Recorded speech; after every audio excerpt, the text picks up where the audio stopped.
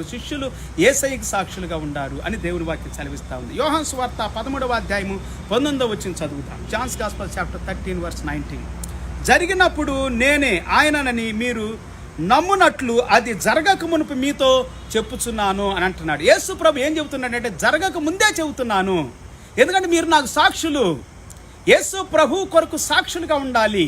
ఆయన చనిపోయిన తర్వాత, తిరిగి లేచిన తర్వాత, తిరిగి పరలోకానికి వెళ్ళిన తర్వాత కూడా, దినాన్ని బ్రతికున్నంత వరకు, నేటి వరకు కూడా సాక్షులు, శిష్యులు వెంపటి శిష్యులు, శిష్యులు వెంపటి శిష్యులు, శిష్యుల తర్వాత శిష్యులు.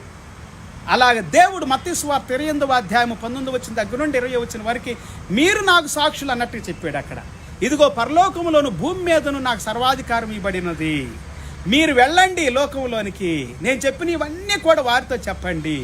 నేను ఏదైతే ఏ సంగతులైతే బోధించానో అవన్నీ వాళ్ళు గైకొనాలని చెప్పండి. తండ్రి యొక్క కుమారుని